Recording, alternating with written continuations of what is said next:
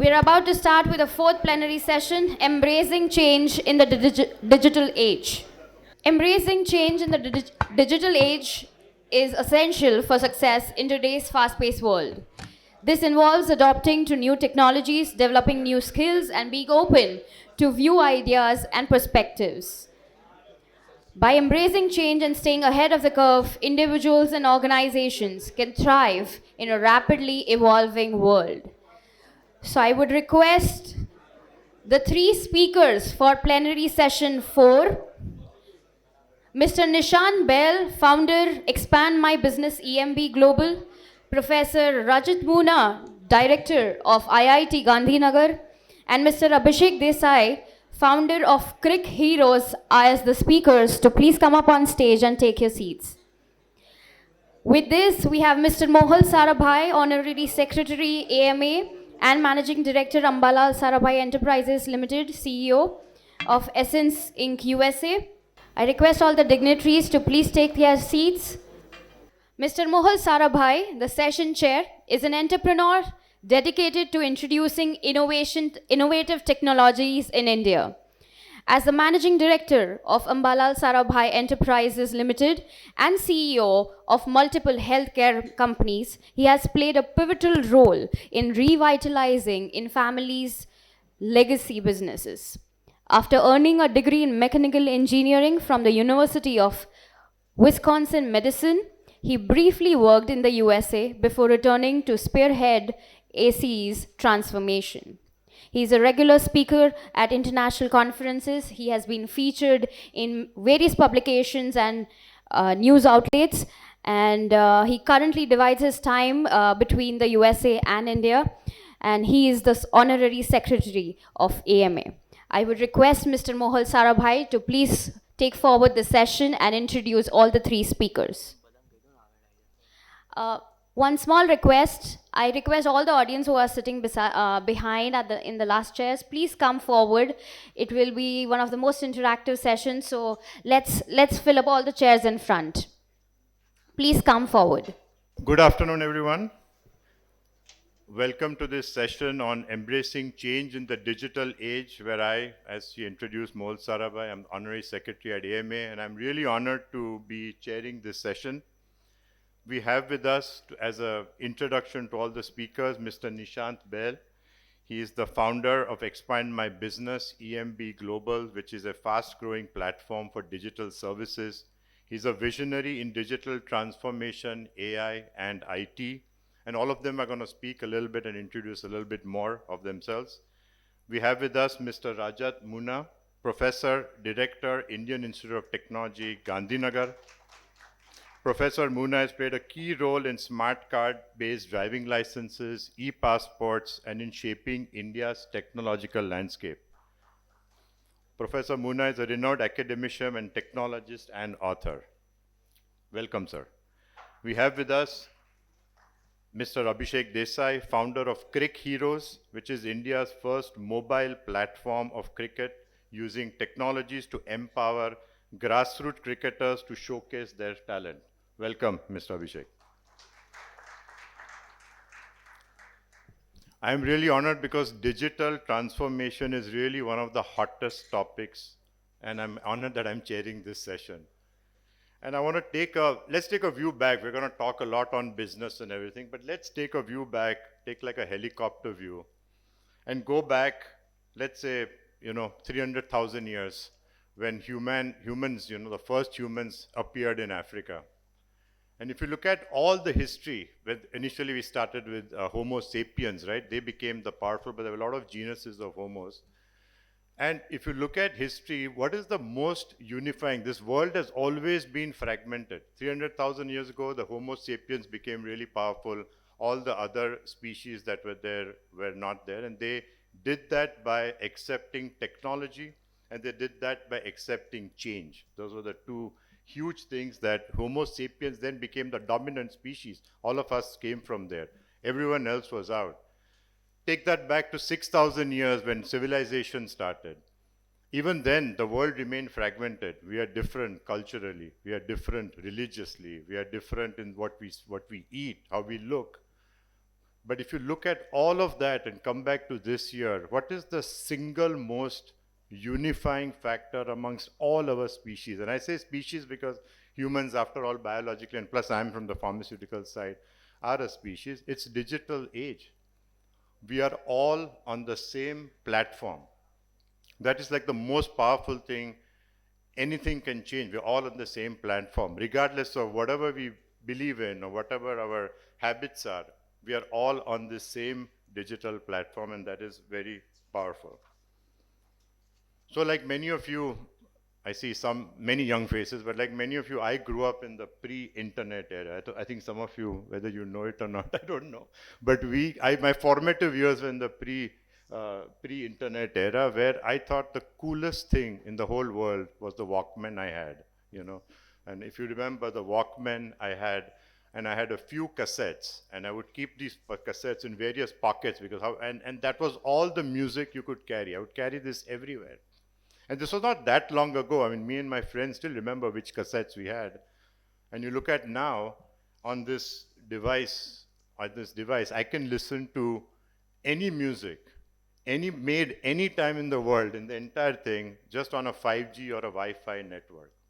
So imagine how much of the digital transformation, how much we have embraced digital age in a way where it has changed my lifestyle, it has changed my life choices. And that's the power of this, what we are saying. Amazon Prime, when it came out, I was so happy. Wow, you could get groceries in one day if you went to Amazon Prime. Now my son has taught me Blinkit. Like in 10 minutes, I get my tomato ketchup. He said Amazon Prime is already too old. So the change is happening so fast. It's unbelievable. By the time I'm done with this today, the change is happening. We're going to ask questions on how to do that, but I'm just saying how revolutionary this concept is on that. I personally, I'm in the healthcare sector, as I mentioned. We've got AI algorithms that can diagnose disease. I'm working on a device which can self-collect. You know, you can do a self-collect sample for a diagnostic disease part. And the computing of that is done on the cloud. So you self-collect, you insert it onto this device that we are right now researching. The computing is done on the cloud after the DNA thing is done in the machine, and the result comes on your mobile phone. You each have a unique QR code, so there's no room for error. So even if you look at India's digital transformation, we are using more transactions than anywhere else in the world. Everyone has, the QR code is ubiquitous, as they say.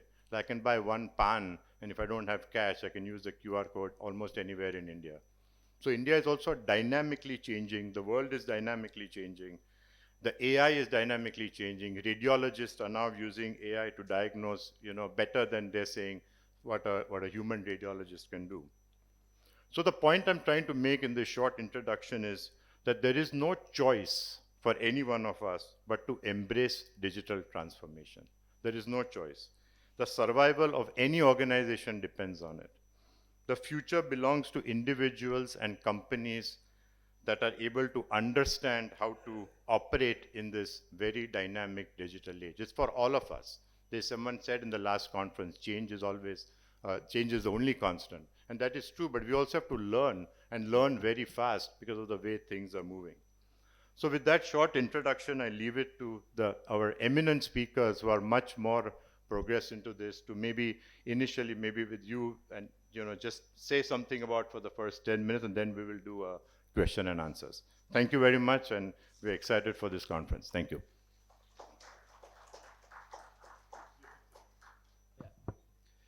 First of all, a very good afternoon to all present, and wanted to thank IMA, Ahmedabad Management Association, for having me over, right? So now, friends, I think this topic is of, strong interest to me. I think with digital transformation, AI right now, I think AI has become synonymous with digital transformation.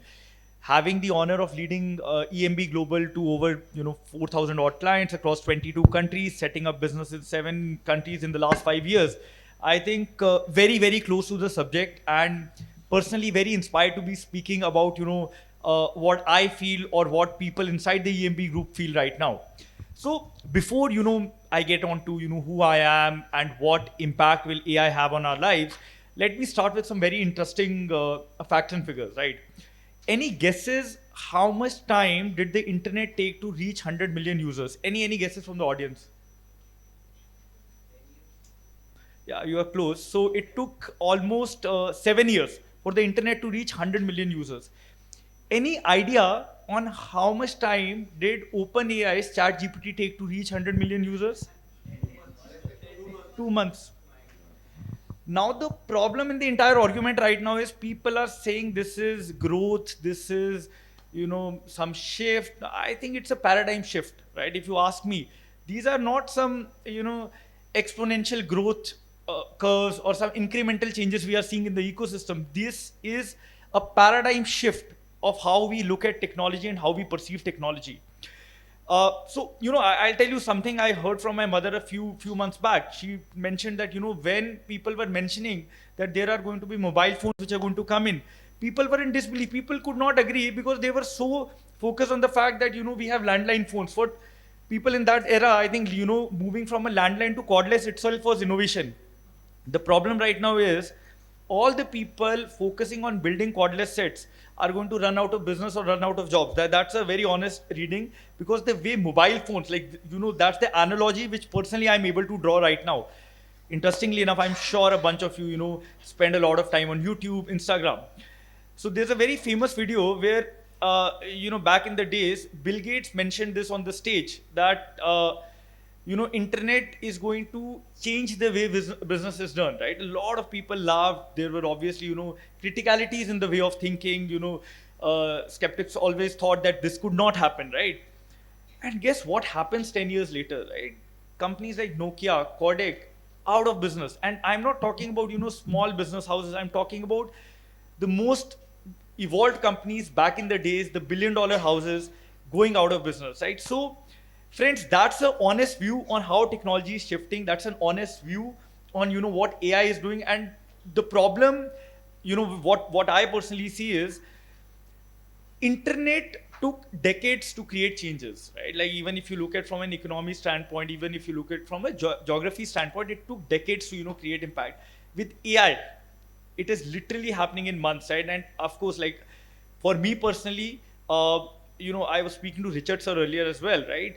He mentioned that you should spend time in the Bay Area. I do it a lot. I visit US, I visit the Bay Area every 3 months, and I'm telling you, every 3 months I'm going to Bay Area. I'm seeing that the world is shifting. Like what we were seeing last time, it is no longer existent, right? So even for people like us now, again, as entrepreneurs, the good thing is we look at opportunities in this game, right? Like that is the only positive we take out. That yes, what business we were doing 3 years back, that might not be even relevant right now, but that actually poses us the biggest opportunity to make a breakthrough. So I'll give you more context about this, but before that I'll give you the rationale about why probably you should skip some uneasiness after lunch and pay attention. So personally, I started my career with PwC India, which is a large consulting group. Spent 2 years as one of the India's youngest consultant in government sector consulting. Before AI and data was very, very popular in the Indian government ecosystem, that is the time when PwC was working on it, and I had the privilege of executing some of the top of the line projects there.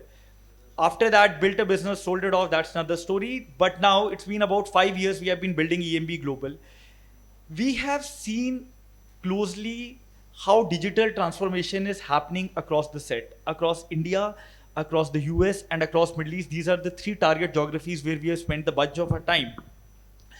And even during running EMB, the interesting factor which we have noticed is, I'll give you some number context here, right? And of course, we have a lot of Gujarati friends, so I'm sure numbers will be more relatable, right?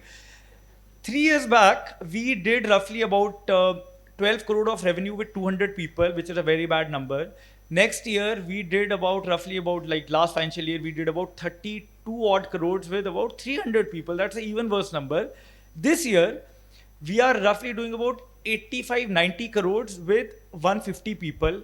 And next year, we are positioned to do roughly about 350, 400 crore with 100 people. Now, what changed, right? So, as much as I would love these claps for me, the reality is this is all AI, right? what typically happened was, I think like we were investing a lot of money, we were bleeding. Like our board had, speculations, why the hell on this planet are you so bullish on AI, right?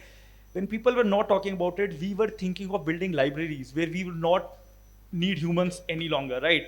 And I'll tell you classic examples of what I've seen in front of my eyes. For one department of, scoping and generation where we needed 30 people, right now we need half a person to be doing that, right? So that is the power of technology, and believe me, the scale is just exploding. Right now we have not even started, we don't even need people in departments, right?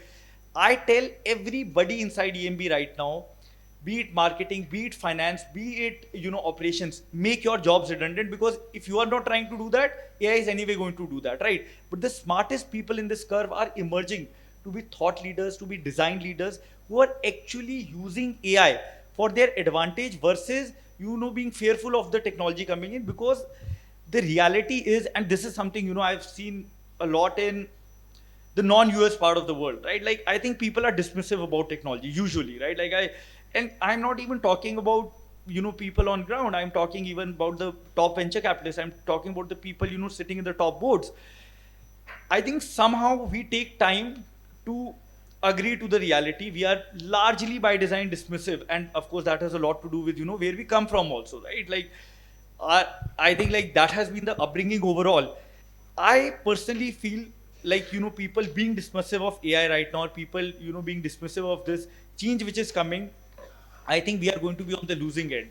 But this also poses the biggest opportunity for us right now, right? Like what I'm going to do over the course of next 3-4 minutes is categorize on how personally we feel we should be using AI in our personal or individual aspects, AI in business, and AI from a country standpoint.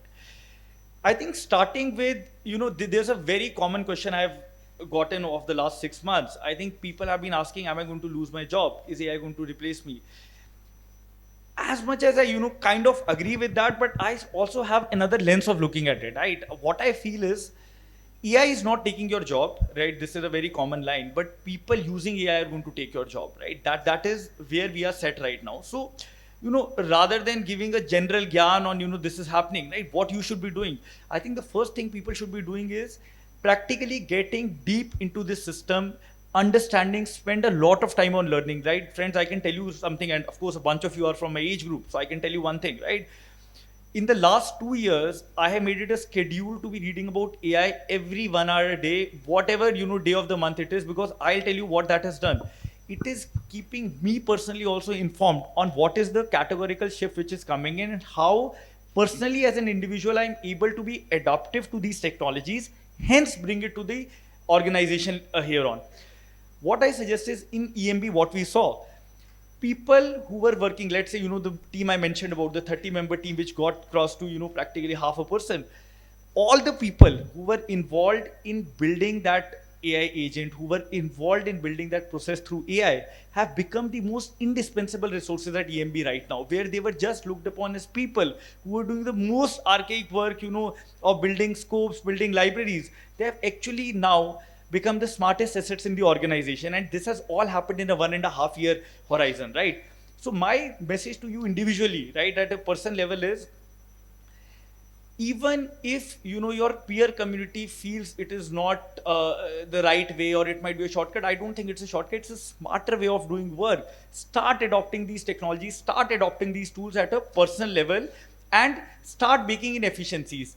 Plus, focus a lot on design and strategy thinking. I think that is where the future is headed, with a bunch of younger people. I think that is essentially where the job market is going to move. Now, the second topic of how businesses essentially should be leveraging AI. Now, this is obviously a favorite topic. Let me walk you through a couple of very interesting case studies. We happen to work with one of the largest homegrown coffee chains in Saudi Arabia. I met the CEO 2 years back. Now, the very interesting thing is, the CEO is a very forward-looking visionary person. The CEO felt, he went to Bay Area once, and he felt that, the future for us is going to be where we are able to deliver coffee manless. Currently, over their 700 outlets, they have roughly about 1,800 baristas.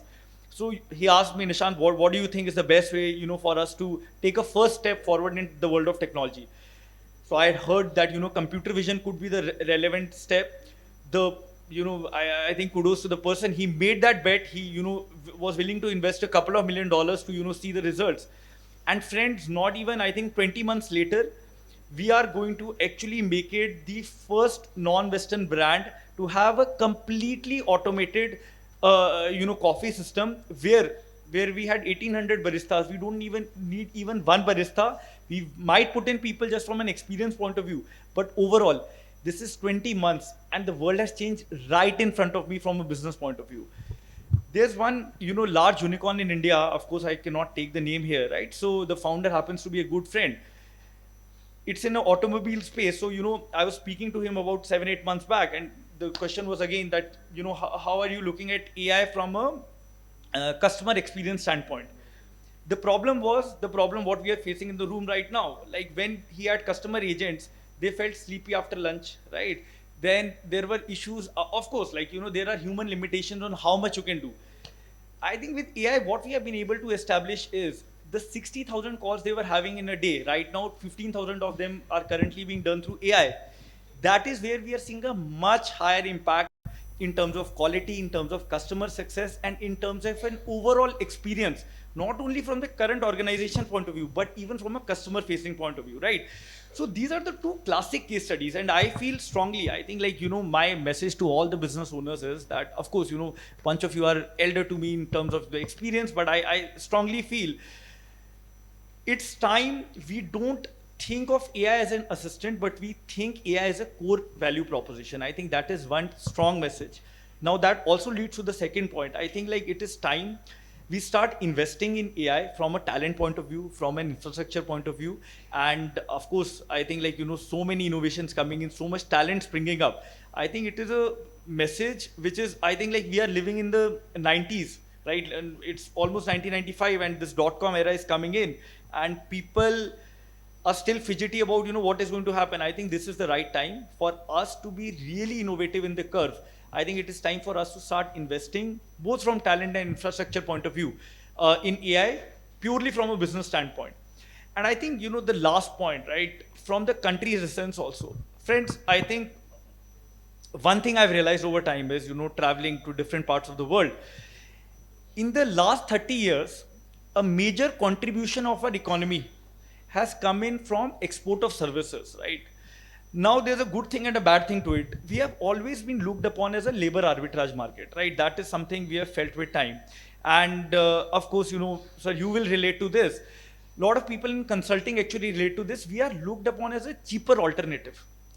My entire contention to this point is that, we are the Satya Nadellas of the world. We are the Sundar Pichais of the world. So I don't really see a parallel getting drawn in, us being the cheaper talent. But that is where it comes to. I think the perception of what we have built over time is such that, the only image we carry whenever we are traveling outside, especially in the developed economies, is that, okay, we give work to India because that's the best and cheapest, that's the cheapest option, not the best option. I think from a country standpoint, with AI coming in, that labor arbitrage is anyway going to go down. I think it is time for us, right, to really put up our hands to be solving at a micro entrepreneurship level and shipping quality business globally. And what I feel is that, right now, there is no inhibition in terms of technology, in terms of getting a business rolling. Personally, for me, the endeavor is, right, like what I actually support in my personal endeavor is, how do we build 100 millionaires out of India in the next 10 years? That is a personal aspiration. Of course, that is what I will be limited to. But I think, people building small teams, 10 members team, 15 members team, doing some really valuable work.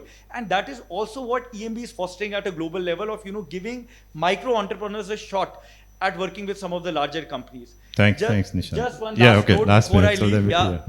right. Friends, I think, just to sum it up, we are living in a once in a lifetime opportunity, right? I don't think, such a tectonic shift in technology is going to come for the foreseeable future. This is the time. This is our opportunity. It's an opportunity at a money making level probably, but even at a country level, this changes our perception forever. So I think, personally, very, very invested, personally, very, very excited to see, what is in hold for us. But I think, we need all of you, right? Don't apply for these jobs and all. Just put up your hand, start something off and see how that happens. I'm telling you, that's going to give you dividends in the future. Thank you so much. Thanks. Thank you, Nishant. You'll get more, we'll have more question answer, of course. So I now request Mr. Moona, Professor Moona, to please say a few words. Some very interesting points that I heard, and acceleration of technology. In fact, you talked about the human coming out from Africa and spreading all over. I think technology interventions right from the very first day when man was actually born to now have been always there. From cave to stones, from stones to metals, from metals to farming, from farming to machining, from machining to computerization, from computerization today we are talking of AI. And each one of this technology has been a breakthrough, has been a game changer. When man came out from the cave, he could come out because he has stones in his hand. Otherwise, it was not possible. Otherwise, we would have been a caveman. We wouldn't have been sitting in this auditorium, right? 10 people could not sit together. This was a breakthrough. Stones were not good enough to do certain kind of things. Metals were invented. Fire was invented, right? And all this actually was another game changer. And I'm sure even at that time, all those people who were actually carving stones would have said, we will lose our job because metal has come. From metal to automation, which is actually in our own times, there has been a huge debate saying people will lose jobs, a lot of jobs will be replaced and all that. Has it happened? The answer is no, if at all. The world population has increased from 1 billion to 8 billion and everybody is being fed, right? However, I want to actually say a few things. See, for example, when from machines, the bits came in, the computerization came in, the communication came in, suddenly there is an acceleration in technology, acceleration in job replacement, accelerations in companies closing down. Anybody, who did not go with the wave suddenly find that one day they have nothing to do, right? Kodak is a good example. It didn't close down. Companies don't close down so quickly. But, Kodak was a well-known film company because they didn't see the writing on the wall that digital cameras are in. They are out from the film business, right? The same thing is true about, cash machines. There were famous cash machines. They're completely out. Nobody even talks of it. Okay, today any store without a barcode reader, and in fact now in many advanced stores, you will actually have the entire thing just walk out and, using RFID, you can just read all the, do all the, billing and all that. I think technology has come in a drastic manner. Today when we are sitting in this crossroad, AI is actually yet another technology that is round the corner. It is there in everybody's life. And I don't count ChatGPT as an AI technology. That's one AI application, right? In fact, if you look at our AI applications or our AI technologies actually came much earlier. Your voice recognition, your modems recognizing you have dialed such and such digit and therefore giving you service based on dial 1, dial 2, dial 4, whatever. That was also an AI. From there to speech recognition, that is also an AI. And almost everybody today uses Google Map. That's a classic example of AI which is there in everybody's mobile. Today we are talking of a different form of AI called generative AI so that you can actually be a communicative person with a computer. But I remember way back in 80s, I had an access to a program called Alexa, not today's Alexa, the earlier Alexa. It used to run on a machine which is, in today's term, it would be probably just about 4 megabyte of RAM, okay? And it could actually engage with you on a long conversation without internet. And it will learn. So you can actually, after some time, you will start pouring out your secrets to it, right? And you start, how are you? Like, I don't understand what you mean. Give me a little more thing. And that kind of a conversational AI, it actually, today's things, you can actually talk of these things on your mobile phones, on the internet and all that. And I think the biggest thing that internet has actually solved is making the compute and computing resources available as a common utility. You can go on the cloud. If you are a company, take the access of computing. You don't have to build your complex data centers and servers. If you are a user, you go and take services like Google Map and every other thing right on the internet. Okay? And today's mobile phone is such a powerful device, mobile phone and internet, that everything and anything that you can think of can start building onto this system. Voice-based activations and all of these things, voice-based, command being given, all of these things are also very common. But let us also understand one more thing. We are also very, very engineering people, very, very strong, with this kind of a technology. The second technology that came is digital arrest.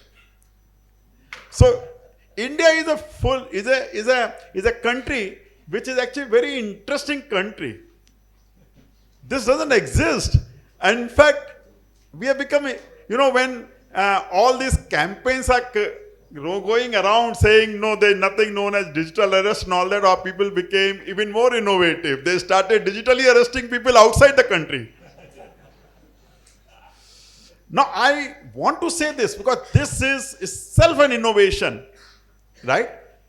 The point that I'm trying to say is, if we actually don't channelize the innovative energies, we actually will do things in a wrong way. And I must say this, today we talk and we say US is a classic role model for rest of the world. Now I'll give you something very interesting. US technologies are not made by Americans, right? They are all made by immigrants, and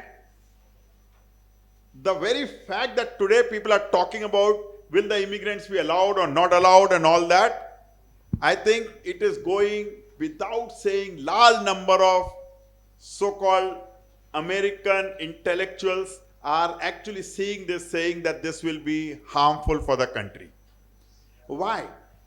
Because almost every technology that we talk of actually has originated, the roots have been outside of US. In fact, for that matter, the entire US is outside of US.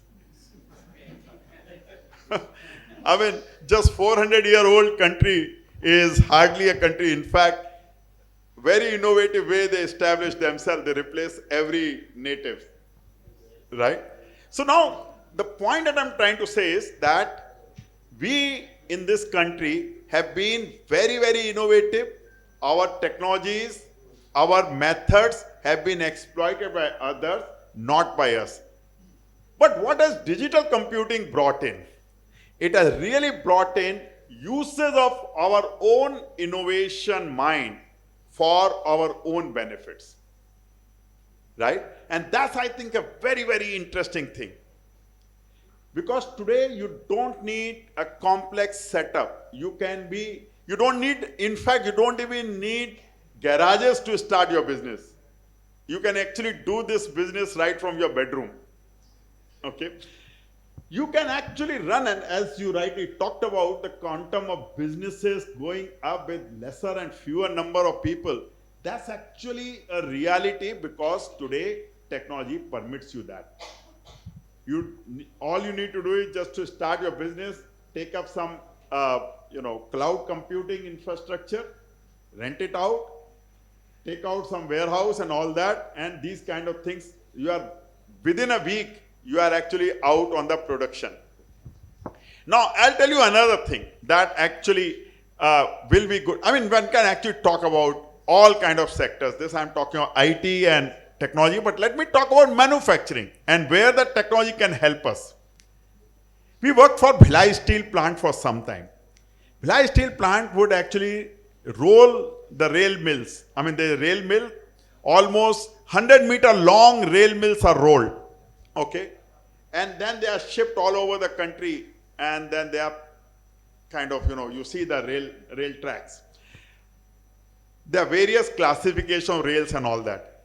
But what was the real challenge? As it was rolling out, a small bearing in somewhere which is on the rollers going bad can actually take the entire plant go down for a month.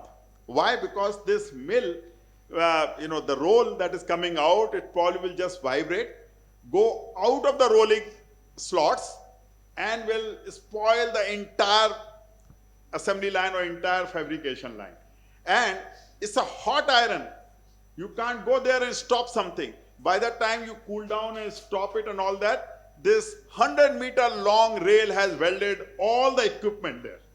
Because it's a metal, hot metal, right? It is a major thing. Now, we actually proposed a solution to them, and this solution was a very interesting solution. We said we will install cameras, and in that environment, even cameras have to be very different kind of cameras, but we said we will install cameras, and we will run image processing and see where, of course, they had many sensors saying, is the throttle happening, is the vibration happening, is it under control, this and that, and it will come in some control system. We said all that will remain, but we will also put something mounted on 12 feet high poles, cameras, okay, and we will monitor this. And in a dark environment, red hot iron coming out is the easiest thing for any image processing system to figure out what is happening. Any small vibration, it will be able to capture it even from 100 feet distance away. And we did that. They said, okay, we will install it as a POC. Nothing was changing in their assembly plant. Okay? Even to do this POC, it took us something like about 6 months to get various kinds of permissions. Okay? And this, I am just referring to your point where you're saying, and this is what I want to say, India is a country of ironies. Irony is not a right word. Maybe I should say virodhavas. Okay? 6 months, it was shown, it works very well. Many signals which were actually not captured by their sensors, we could capture it, and many spurious signals which are captured by their sensors, we could actually say, no, these signals are not good. Okay? Everybody liked it. Now, the next question. It doesn't require people. It doesn't require anything. It just requires cameras and a software. Now you need to actually install it. We have not been able to do it till now. Now, at the same time, you look at these things like, for example, Myntra, Flipkart. These companies came, maybe over 1 month, 2 month time frame, suddenly they start selling things like this. So what happened? So this is what I'm saying. It's a virodhavas. There is a situational aspect where the same company can actually come out rapidly and can serve so many people. And there is the same technology which we are not able to capture, market. I am actually very happy that ChatGPT was not acquired by Infosys. Because otherwise we would not be talking of ChatGPT. That's true. So, the reason why I'm saying some of these things is that in our system, we have a huge impetus that is needed to roll the mill. Inertia is very high. And unfortunately, or maybe fortunately, I don't know, deep tech customer is largely government. The customers, wherever the customer is not the government, things are actually gone very high, very fast. Okay? I'll give you one more example what technology can do. Maybe, medical fraternity, right? So, every doctor is identified by a stethoscope hanging on his neck. if a doctor or a medical fraternity nurse or medical staff does not have a stethoscope, you don't even see him as a medical doctor. So some time back, we designed a stethoscope. And the stethoscope was like a mouse. So it's in a mouse thing, it is there. You just place it anywhere in your body and it will record your internal sounds, or not record, actually it will play the internal sounds. And all we did was we brought in electronics in it. It will actually just play it on the Bluetooth speaker on the back end. Right? Now, one would imagine this is technology that will go. I mean, every doctor will throw the stethoscope away. It is going to be cheaper. A stethoscope, because they know electronics, the only way you hear sound is by transducer, and the quality of the transducer determines how good you do a diagnosis. So, therefore, if it is a 10,000, 8,000 rupees stethoscope versus 1,000 rupees stethoscope, and if I guarantee that 1,000 rupees stethoscope will give maybe the same or better quality output, one would say, okay, every doctor will go away. And I showed it around to various people. We ran this thing with almost 100 doctors. Great. Doctors loved it. Great. Okay. But they said, what will you, and this was needed because we could actually now implement, let's say telemedicine, where my doctor may be 1,000 kilometers away and I could communicate my sounds to him. I could do a video conferencing with him and he can actually tell me, okay, there's a murmur, you need to do something about it. Right? Now, suddenly doctors find it useful, but they don't use it. In one context or the other, say, no, this cannot be used, it requires this clearance, that clearance. But then ultimately we realized that they were losing the identity hanging from their neck. And I talked to somebody, Murata Electronics. It's a Japanese company which actually sell out all these order-based electronic components, right? From retail to wholesale. I was talking to Murata Electronics chairman. He is actually an Indian. He has been there in Japan forever. He said, oh, this is a wonderful thing. You sell it in Japan. I said, what will you do there? He said, all these young girls will actually send their heartbeats to their boyfriends. Thank you. So this is something which is actually, you can see the kind of things that the same technology can do is tremendous. Of course, we could not do this business in Japan. But I'm saying startups in India with so many great ideas, with a simple AI technique can improve the quality of sound, quality of noise reduction and all that they can do, and such a beautiful product can actually be made, right? What I'm trying to say is that ideas actually may get killed not necessarily because of technology, but because of their usability. But then ideas can originate, and moment we start looking for customer in the government, I think in India, technologies don't go forward. Professor Okay. Moona, thank you. We will just get some voice because we'll have some question and answer later that we run out of time. Mr. Desai, please. Just press that. Yes, not sure how much I can add to Nishant and Rajat sir. Some great introduction. So actually, let me, Mohal sir, if you don't mind, I can start by asking a question only. Please, please. Yeah. So I mean, let's think for a moment that AI is what we claim it is to be, and over the period of maybe 30, 40 years, a lot of automation gets done and a lot of advancement in technology gets done. A lot of people lose their job, and let's say not enough jobs are created the way we are expecting. What happens then? What do us humans do? One of the theory is we will probably play games, just the way probably a lot of us are doing right now. And something like universal basic income, which is a thought experiment, and which is also being implemented as an experiment in some countries, can also become possible. So I just want to understand what are your views on this. What happens when technology gets so advanced that in most of the cases humans become redundant. Maybe I'll take that. I think there is no way human can be redundant. And I'll tell you very simple physics behind it. Technology is for the human. If human becomes redundant, technology dies. Okay. No, so okay, so let me just rephrase my question. For example, just the way Nishant said that for a task which required 30 people, maybe he just requires half a person now, right? I understand. See, I have been through the transformation myself, so I have been in fact, at least personally involved in 3 digital transformation. One, the restaurant transformation via paid puja. Another transformation of cricket with the help of my own company, CricHeroes. And another transformation I'm witnessing right now is the textile industry with the help of a product called Pastra app. So I understand the transformation part. I understand the advantages which technologies can bring, etc., etc. But my point is that what if this particular transformation is not the same transformation we have been expecting?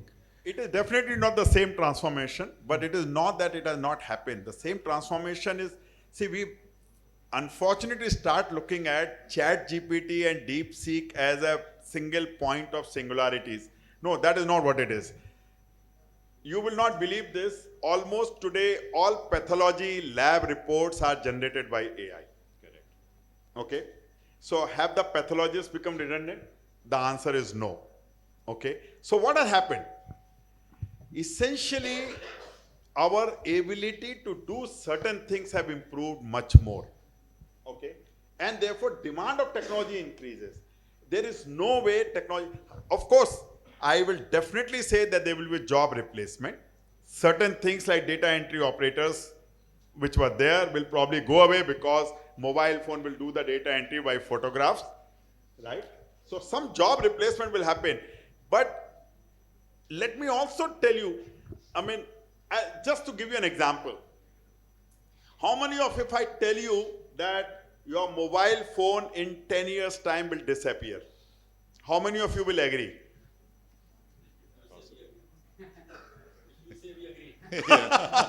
It's not my word, but I'll tell you, in my mobile phone, there is real estate, which is all fully covered by display.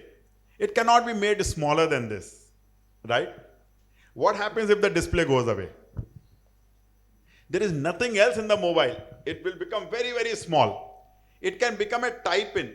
If not type-in, maybe a locket in the in a necklace. Or maybe a glass you're wearing. Or maybe a glass that you're wearing. And we are not too far away. Augmented reality is already there, but except that it's too big a thing. Glasses are too big, you can't really use them. But it's just a question of time. So I think what, Nishant, what you said, that people who are using AI, who are learning AI, are going to take your job. I think that is a more of a message, that what he said, And that everyone has to learn how to use AI, how to prompt. Absolutely, Now, there is but a whole article on how to prompt. Agree. How do you get this? So that is happening also, right, with the technology. No, absolutely, sir. But we are also talking about certain strata of people here, right? Yes. What if, let's say, all the drivers, all the delivery boys get replaced with the help of automated cars or automated vehicles, for example?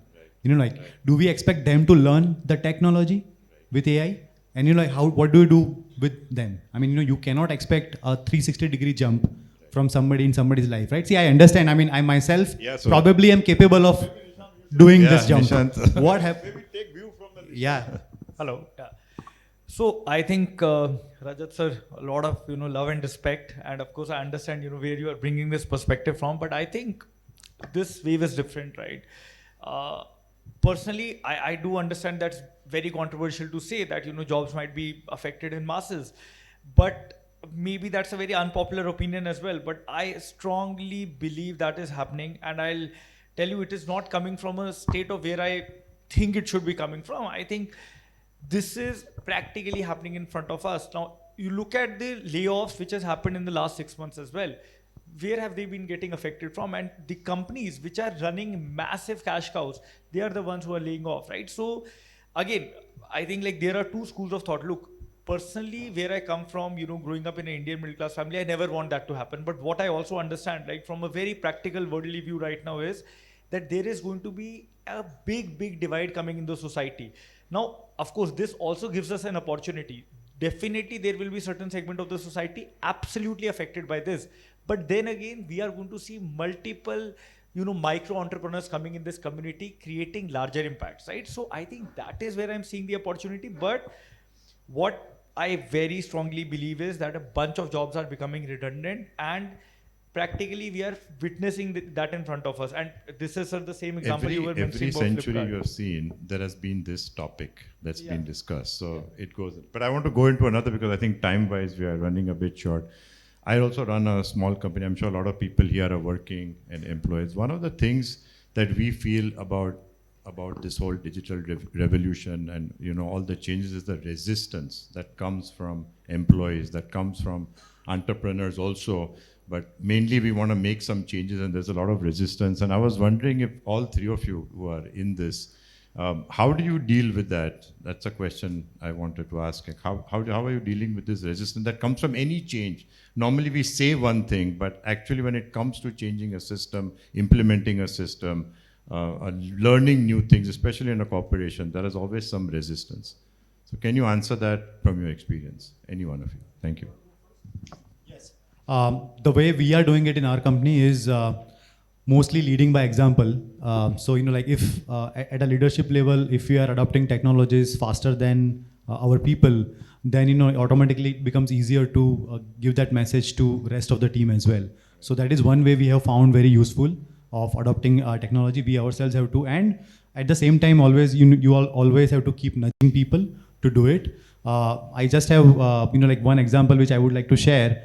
So Facebook, obviously it started as a desktop app. I mean, you can use Facebook in a browser, but after iPhone launched in couple of years, Mark Zuckerberg realized that the entire business is shifting very, very fast to mobile. Right? Most people are coming on Facebook via mobile phone, and they did not have a mobile app at that time.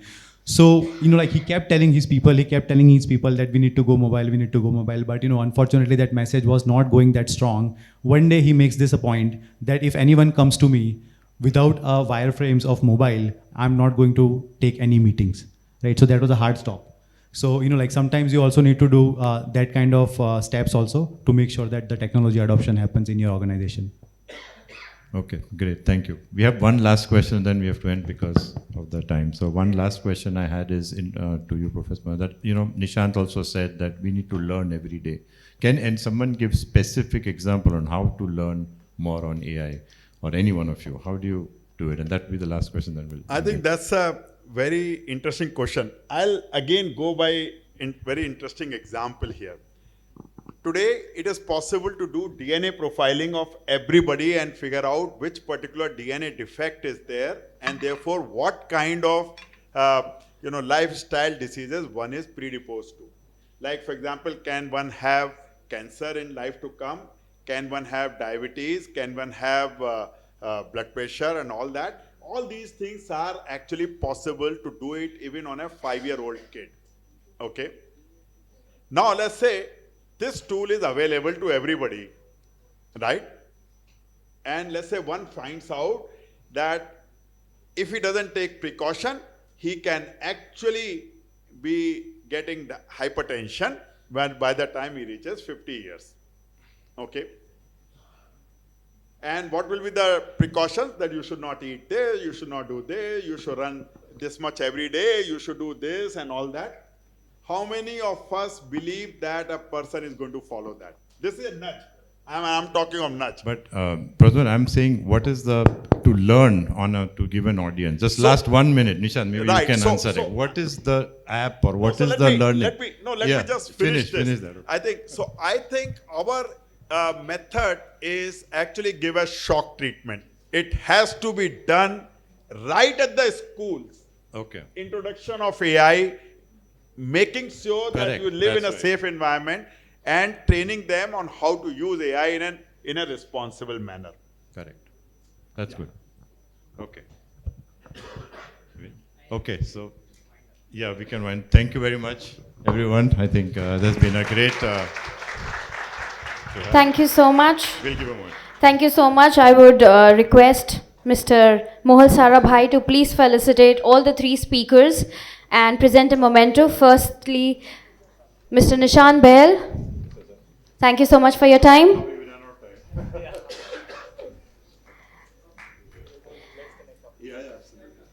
Thank you, Mr. Rajat Moona.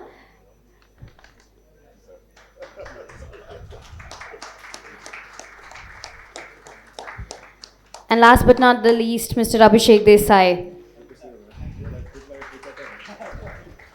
I definitely wish, we don't know how the technology is evolving, but I definitely wish that we see all the speakers for today to be taking the sessions even after 5 years and not seeing them in virtual reality. I hope so.